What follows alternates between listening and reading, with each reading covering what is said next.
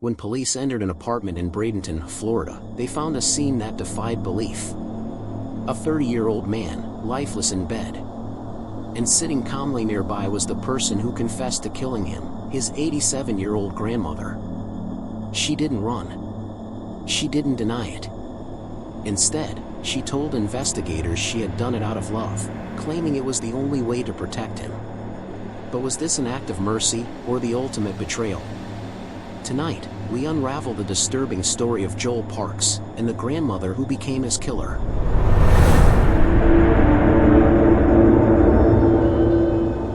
At the Carlton Arms Apartments in Bradenton, the day seemed to wind down like any other.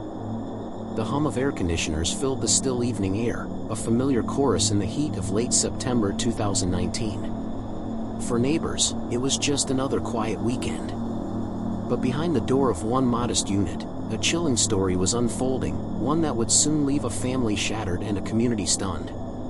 Inside, 30-year-old Joel Parks was asleep. To those who loved him, he was affectionately known as Bubby. He wasn't just a son, a brother, or a grandson, he was a constant presence of light in their lives. Joel had been born with disabilities that made his life more complicated than most.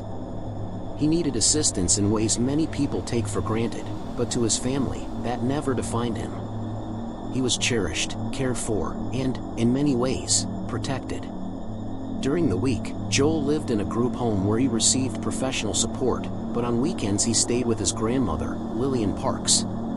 It was an arrangement that had carried on for years, a routine that seemed as steady as the Florida sun. But routines can mask storms. Behind the gentle, familiar rhythms of their lives, something had begun to shift inside Lillian. At 87 years old, she had lived through decades of change. To many, she appeared as a devoted grandmother, a woman who had stepped in when Joel needed extra care. Yet in the final days of September, her thoughts took a darker turn, one that no one in her family suspected.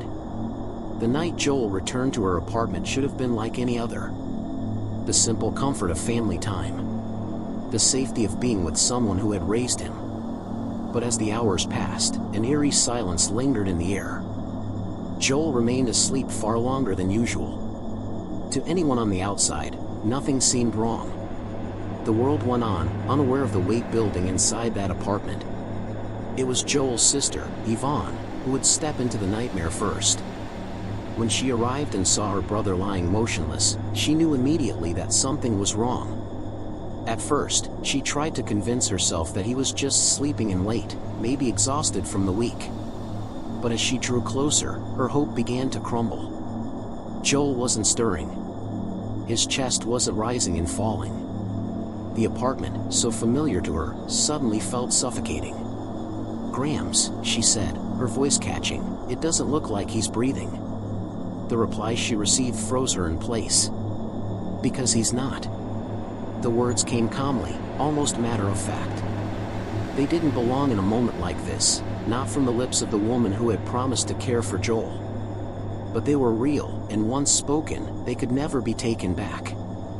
Lillian Parks, the grandmother who had always seemed like Joel's protector, had just confessed to something unthinkable. Yvonne could barely comprehend what she was hearing.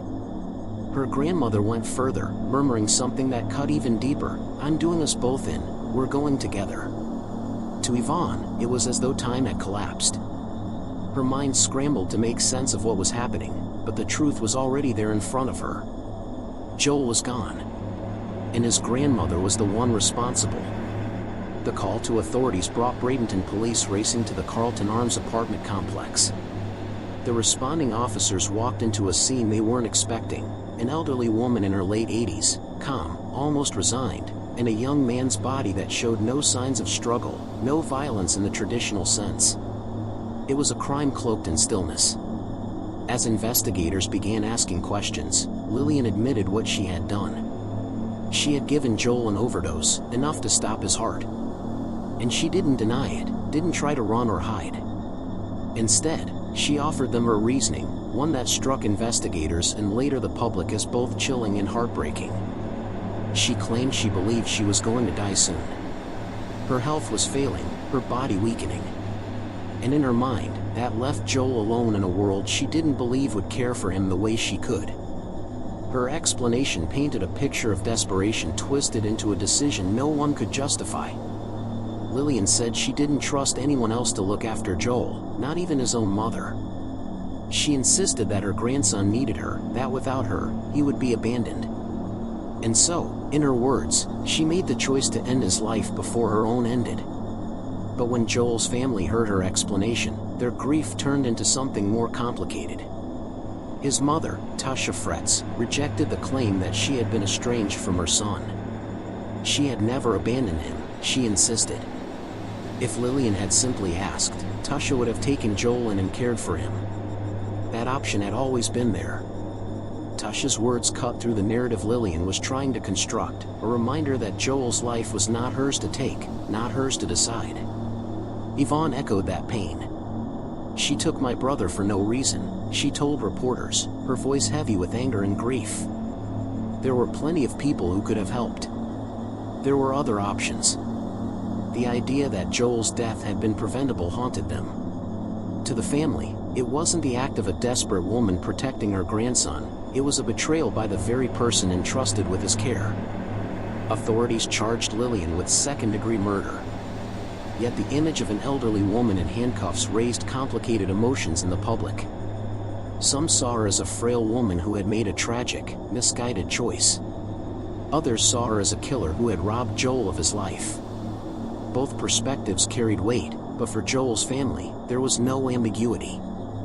A crime had been committed, and Joel was gone forever. As the case moved forward, Lillian's declining health became an unavoidable factor.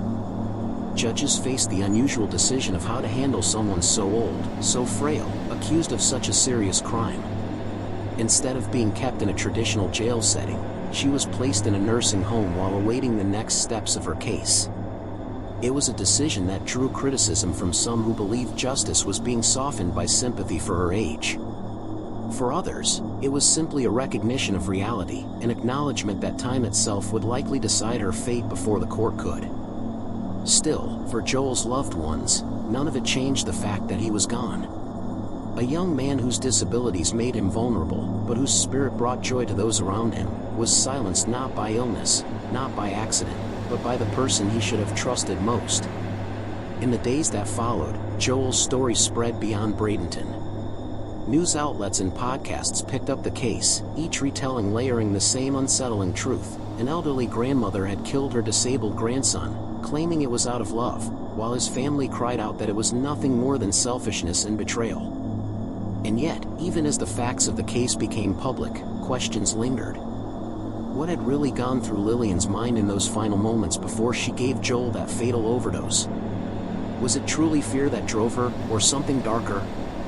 Was this an act of misguided mercy, or of control? The answers were tangled, and the truth was buried beneath decades of family history. But as investigators and family members began to pull at the threads, what they found revealed even more about the fragile line between love and destruction. The news of Joel's death spread quickly through his family, but the explanation behind it felt impossible to accept.